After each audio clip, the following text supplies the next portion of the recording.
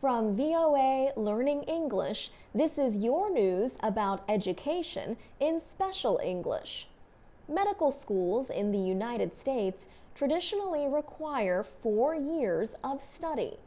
Now, a small number of universities are offering 3-year programs. Finishing medical school in 3 years means new doctors could begin their careers sooner. The reduction of a year could also save up to 25% of the cost. That would decrease heavy student loan debts for some students who borrow money to pay for their education. Schools offering 3-year programs include the Texas Tech University Health Sciences Center and Mercer University in Georgia. New York University in Manhattan is also testing a 3-year program. At NYU, 10% of the nearly 200 students who entered the School of Medicine last fall were chosen for the new program. Students can change to the 4-year program if the faster one is too difficult or too much pressure. Arthur Kaplan is a bioethicist. He leads the Division of Medical Ethics at NYU.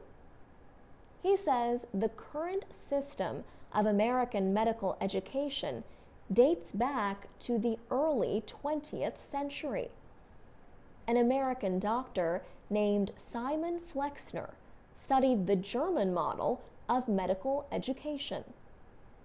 The Germans divided it into 2 years of science and 2 years of supervised clinical work with patients.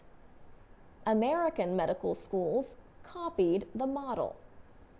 But Arthur Kaplan says today, medical students should be spending less time in the classroom and more time gaining experience in modern medicine. After medical school, most new doctors spend at least 3 years working in residencies in hospitals. Further training for specialty areas can take much longer. For VOA Learning English, I'm Alex Villarreal. This is the VOA Special English Education Report. The state of Florida is home to one of the largest populations of Haitians outside of Haiti.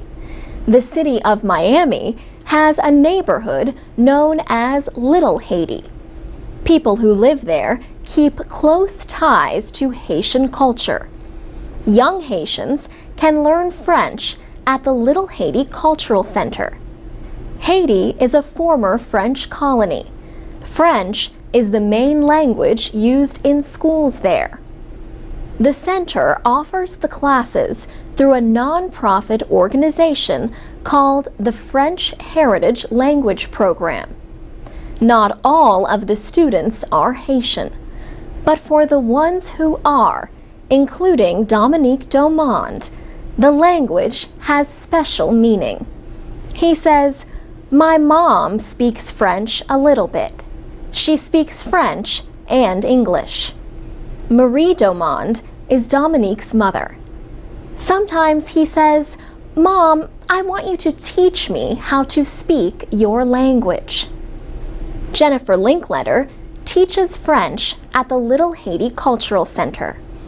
She says, "French is part of what it means to be Haitian, and the goal of the program is to get them in touch with their French history and with their French roots, and to be proud of that." Learning another language can also help them when they grow up. Martina Buissat is the Miami coordinator for the French Heritage Language Program, which is based in New York. She says, "The more languages you speak, the more you can share, you can work. For work, It's very important. The organization has also helped expand French classes at Boyd Anderson High School in South Florida. About 25 Haitian earthquake survivors attend the school. The students were among thousands of Haitians who came to the United States after their country's powerful earthquake last year. One of the students, Kirby Edme, says, "The teachers were very patient with us because some of us, we didn't speak English before we came here." Principal Angel Almanzar says there were also problems with lack of knowledge about the American education system and feeling isolated. Teacher Mathieu Dacan is himself Haitian.